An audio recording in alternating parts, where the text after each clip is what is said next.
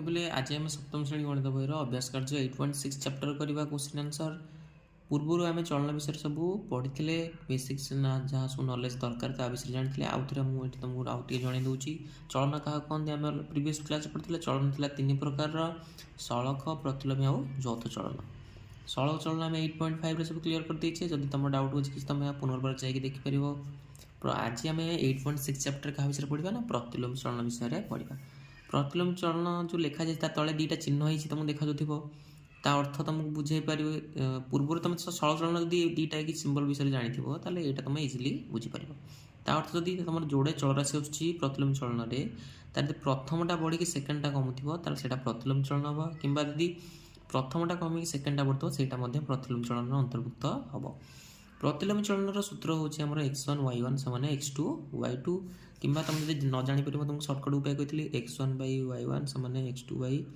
y2 लिखिदेव सड़क कौन ना कोण कोण गुणा होता एमती लिखा होता कोण कोण गुणा जाता कि प्रतिलोमी कौन ना ऊपर तल गुणा हम यहाँ को यहाँ समान यहाँ को यहाँ गुणा हम ठीक अच्छे तापर जब क्वेश्चन आसो केते एक सारणी प्रतिलोमी चलन रहे ताल तार आंसर कौन हो जिते बड़े से सारणी चलराशि मध्य जब गुणफल सामान रही से सारणीटा कौन अच्छे जाना ना प्रतिलोमी चलन अच्छे आम जाना देख ये अभ्यास कार्य कला तुम सब डाउट क्लीयर हो एक नंबर क्वेश्चन कही 8.6 ये चलजोड़ी मान क्यों चलजोड़ी मध्य सड़क कौ चलजोड़ी मध्य प्रतिलोमी चलन अच्छी ता तुम चिन्ह क्वेश्चन पढ़ी के चिन्ह देख कहला कि गोटे बंध या लगी निजुक्ति लोक संख्या आ बंध को या आवश्यक दिन धरनिया 10 जन लोक लगुले लगुला मनकर के दिन मनकर से 10 दिन लगुला जदि 10 जन लोक लगे 10 दिन लगुच 20 जन लोक छेड़ी के लगे 5 दिन लगे लोक संख्या बढ़ले दिन संख्या कम हो कमुनी यहीटा मुझे बढ़ई देली यहाँ कमिला देख सिंबल आसला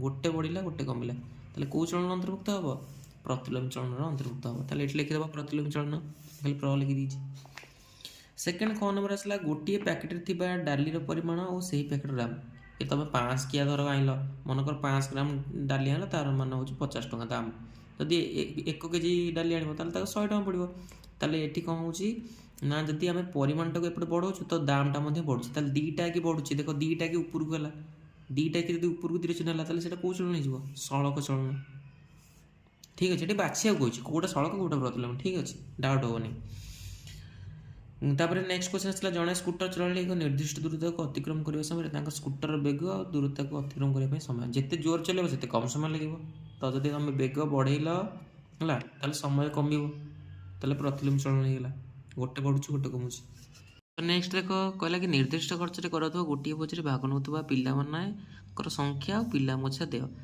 जिते पिला देवे बुझीपार जिते पिला पैसा देवे से पिला खाइबे ना तो जिते पिला संख्या बढ़ो जिते माने जनक पिछा जी पिला बढ़े से अनुसार आम पैसा बढ़िया पड़ो ना नहीं ना बुझी केमती हम ठीक अच्छे ताले पिला संख्या बढ़े जनक पिछा देह कौन हम बढ़ो ना ठीक अच्छे ताले यहाँ कौ चलन हो सड़क हम ठीक अच्छे यहाँ प्रतिलोमी भूल लिखाई यहाँ सड़क हम एक निर्दिष्ट परिमाणर पीवा पानी को समान आकार विशिष्ट बोतल भर्ती कर रखा बेले प्रत्येक बोतल आकार बोतल संख्या जिते बड़ आकार तुम बोतल ना कौन आसला बोतलर चल ये कौन ना बोतल आकार बोतल संख्या गोटे कथा नजर कर धरने पानी जाइछ 5टा तुम लिट्रिका 1 लिट्रिका बोतल नहीं जाइछ 5 लिटर पानी आनिब मु कौन कली 5टा बोतल नहीं आ 5 लिटर पानी आणुली ठीक अच्छे मुझे 5टा बोतल जगह कौन करी ना 2 लिट्रिकिया जोड़े नहीं जी आ गोटे लिट्रिका नहीं जी ताले बोतल संख्या कमिगलानी लिट्रिकिया बोतल ना 5टा नवा पड़ो ठीक अच्छे जब तुम लिट्रिकिया बोतल ना 5टा नवा पड़ो जब 2टा 2 लिट्रिका नहीं आ गोटे लिट्रिका नहीं ताले बोतल आकार कमिगला ना नहीं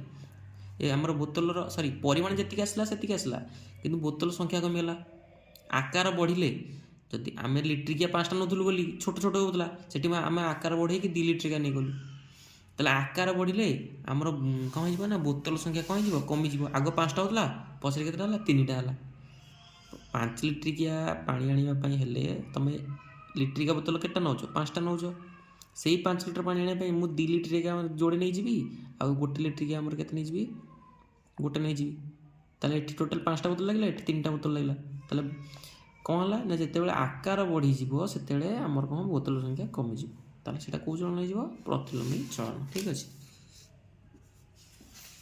नेक्स्ट देख ये देख बक्स देती पचार बसटा आम सारणीटा कौ चलन हम ସଳକ ନା ପ୍ରତିଲୋମୀ। ଏଠି ଗୁଣନ କାଢ଼ିବାକୁ ଦେଇଛି, ହରଣ କାଢ଼ିବାକୁ ଦେଇଛି। ହରଣ ସମାନ ହେବ ତାହେଲେ ଆମର ସଳକ ହେଇଯିବ, ଗୁଣନ ହେଲେ ପ୍ରତିଲୋମୀ ହେଇଯିବ। ଠିକ୍ ଅଛି, ତାହେଲେ ଆମେ ଏଇଠି କାଢ଼ିଦେବା। ଦେଖ ତାହେଲେ ଗୁଣନ କାଢ଼ 60 ଗୁଣନ ଆମର 4, 6 ଚଉକୁ 24, ତାହେଲେ 240 ହେଇଗଲା। ସେମିତି 40 ଗୁଣନ 6 ହେଇଗଲା, 6 ଚଉକୁ 24, 240 ହେଇଗଲା। ଏମିତି ଏଇଟା ବି ସେଇଆ ହେବ, 48 × 5 ହେଲେ ସେଇ 240 ହେବ। ଦେଖ ଏଠି ସମସ୍ତଙ୍କର ହରଣ ସମାନ ବାହାରିଲା, ତା ବୋଲି ଗୁଣନ ପୁଣି କାଢ଼ିବାକୁ ପଡ଼ିବ, ସରି ଗୁଣନ ସମାନ ବାହାରିଲା, ହରଣ ପୁଣି କାଢ଼ିବାକୁ ପଡ଼ିବ, ଆଉ ହରଣ ଛାଡ଼ିବନି ସମାନ ହେଲା ବୋଲି। ତାହେଲେ x/y ମିନ୍ସ 60/4 କାଟିଲେ ହେଲା 15 ଚଉକୁ 60, 15 ହେଇଗଲା। 40/6 ହେଲେ 2 କାଟିବ 2 3 କି 2 କାଟିଲେ 20, ଆଉ କଟିବନି, ପଏଣ୍ଟରେ ବାହାରିବ। ଯଦି କାଢ଼ିବ ଯଦି କାଢ଼ିବ ତାହେଲେ 48 5 ମୂଳରୁ କଟିବନି। ଦେଖ ତାହେଲେ ଏଠି 3ଟା କି ଅସମାନ ବାହାରିଲା ହରଣ, କିନ୍ତୁ ଗୁଣନ 3ଟା କି ସମାନ ବାହାରିଲା। ତାହେଲେ ଏଇ ସାରଣୀଟା କେଉଁଥିରେ ଅଛି ନା ପ୍ରତିଲୋମୀ ଚଳନରେ ରହିଛି।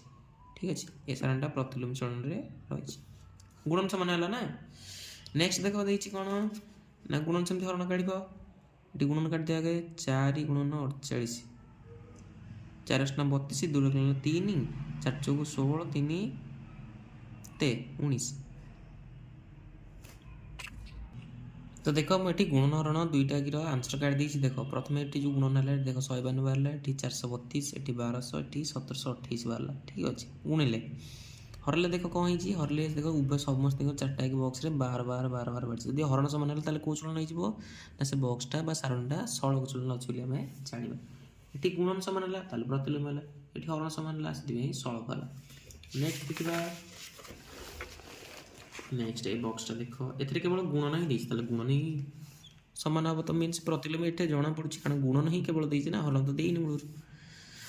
ତାହେଲେ 15 ଗୁଣନ 2 ହେଇଗଲା କେତେ ନା 30, 3 ଗୁଣନ 10 ମଧ୍ୟ 30, 500 ମଧ୍ୟ 30। ତାହେଲେ ଏଇଟା କେଉଁ ଚଳନରେ ଅଛି ପ୍ରତିଲୋମୀ ଚଳନରେ ରହିଛି। ଠିକ୍ ଅଛି, ନେକ୍ସଟ ଦେଖ 3 ନମ୍ବରରେ କ'ଣ ଦେଇଛି। 3 ନମ୍ବର କହିଲା କି ଆମର ଯେଉଁ ବକ୍ସେସ୍ ଗୁଡ଼ାକ ଦେଇଛି, ଯେମିତି ଆମେ କରୁଥିଲେ 8.5ରେ ଷ୍ଟାରର ସବୁ ମାନ କରିଥିଲେ, ଏଠି ମଧ୍ୟ y1 x1 ସବୁ ଦେଇଛି, ତାର ମାନ କାଢ଼ିବା। ତାହେଲେ ଯେଉଁଟା ମାନ ବାହାର କରିବା ସେ ଦୁଇଟା ନେବା, ତା ପଛ ଦୁଇଟା ନେବା, କିମ୍ବା ଏ ଦୁଇଟା ମଧ୍ୟ ନେଲେ ଚଳିବ, କିଛି ଅସୁବିଧା ନାହିଁ। ଆକୁ ଆগে ବିଭକ୍ତି କରି ଲେଖିଦେବା, ଉପର ତଳକୁ ଗୁଣିଦେବା, କାମ ଶେଷ। ଠିକ୍ ଅଛି, ଦେଖ ପ୍ରଥମେ କ'ଣ ଦେଇଛି, ପ୍ରଥମେ ଏଇ ଦୁଇଟା ବକ୍ସକୁ ନଜର କର, ଏଇ ଦୁଇଟା ବକ୍ସକୁ ନଜର କର, ୟାର ମାନ କାଢ଼ିବା। ତାହେଲେ 90/8 ଲେଖିବି, 60/y1 ଲେଖିବି। ଦେଖ 3 ନମ୍ବର 90/8 ସମାନେ 60/y1, ସିଧା ଫର୍ମୁଲା ଆମର ଡାଇରେକ୍ଟ ମୁଁ କହିଛି ଏଇଠି ନା ଉପର ତଳ ଗୁଣିଦେବ, କାମ ଶେଷ। ଏଇଟା ସବୁଠାରୁ ଇଜି ୱେ, ବୁଝିପାରୁଛ, ଏଇଟା ସବୁଠାରୁ ସହଜ ୱେ ହେଉଛି ଏଇଟା। ତାହେଲେ 90 ଗୁଣନ 8 ଉପର ତଳ ଗୁଣା ହେଉଛି। ଠିକ୍ ଅଛି, 60 ଗୁଣନ y1, y1 ସହିତ 60 ଗୁଣା ହେଇକି ଅଛି, ଏପଟକୁ ଗଲେ କ'ଣ ହେଇଯିବ ହରା ହେଇଯିବ, ସମାନେ y1 ଗୋଟେ ଶୂନ କଟିଲା, 3 3 କି 3 2 ଗୁଣେ 2 ଚଉକୁ 8, 3 ଚଉକୁ ହେଇଗଲା 12। ତାହେଲେ y1ର ମାନ କେତେ ବାହାରିଲା 12। ତାହେଲେ ଏଠି ଲେଖିଦେବା y1 ସମାନ ହେଇଗଲା 12। ସେମିତି এইটা ମାନ କାଢ଼ିବା ପାଇଁ ହେଲେ ତମେ ଏ ବକ୍ସ ସହିତ ଏ ବକ୍ସ ନେଇପାରିବ, କିମ୍ବା ଏଇଟାକୁ ଏଇଟା, କିମ୍ବା ଏଇଟା ତମ ଇଚ୍ଛା, ତମ ଉପରେ ଡିପେଣ୍ଡ କରୁଛି। ମୁଁ ପାଖାପାଖି ନେଇଯାଉଛି, ତାହେଲେ ଏ ଦୁଇଟା ବକ୍ସ ଏମିତି ହେଇଯାଉଛି। 60/12 x1/15, ତାହେଲେ 60/12 ସମାନେ x1/15। ଉପର ତଳ ଗୁଣି ଦିଅ, 60 ଗୁଣନ 12 ସମାନେ x1 × 15। 15ଟା ଏପଟକୁ ଆସିକି କ'ଣ ହେଇଯିବ ହରା ହେଇଯିବ। 15 ଚଉକୁ 60, 12 ଚଉକୁ କେତେ ହେଇଗଲା 48। ତାହେଲେ x1 ମାନ କେତେ ହେଲା ନା 48 ହେଇଗଲା, ତାହେଲେ ଲେଖିଦେବ 48। ସେମିତି ୟାର ମାନ କାଢ଼ିବା ପାଇଁ ପାଖ ଦୁଇଟା ବକ୍ସ ନେଇଯାଉ, 48/15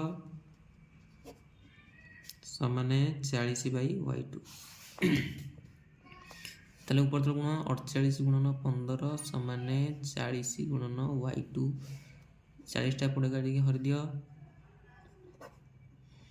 ଠିକ୍ ଅଛି, 20ରେ କାଟିଦିଅ, ଆମର 2ରେ କାଟିଦିଅ, 2ରେ କାଟିଲେ 20, 2ରେ କାଟିଲେ 2 2 ଗୁଣେ 2 ଚଉକୁ, 5ରେ କାଟିଲେ 5 3 କି 5 ଚଉକୁ 20 ନା, 4 ଷୋହଳକୁ 24, 6 3 କି ହେଇଗଲା ଆମର 18। ତାହେଲେ y2 ମାନ କେତେ ହେଲା 18। ତାହେଲେ ପକାଇଦେବା ଏଠି y2 ହେଇଗଲା ଆମର 18। ସେମିତି এইটা ମାନ କାଢ଼ିବା ପାଇଁ এই ପାଖ ଦୁଇଟା ବକ୍ସ ନେଇଯାଅ, କେତେ ଦେଇଛି ନା 40/18 ସମାନେ x2/20। ଠିକ୍ ଅଛି, ଉପର ତଳ ଗୁଣି ଦିଅ, 40 ଗୁଣନ 18 ସମାନେ x2 × 20। 20ଟା ଏପଟେ ଆସିକି ହରା ହେଇଯିବ, 20 2 ଗୁଣେ 40, 18 2 ଗୁଣେ କେତେ ହେଇଗଲା 36। ତାହେଲେ x2 ମାନ କେତେ ହେଇଗଲା 36। ତାହେଲେ ଏଠି ଲେଖିଦେବା x2 ହେଉଛି ଆମର 36। ଠିକ୍ ଅଛି, ନେକ୍ସଟ ଆମେ 3 ନମ୍ବର ସରି 3 ନମ୍ବର ସରିଲା, 4 ନମ୍ବର ଯେଉଁ 4ଟା ନମ୍ବର ଅଛି ନେକ୍ସଟ କ୍ଲାସ୍ରେ କରିବା।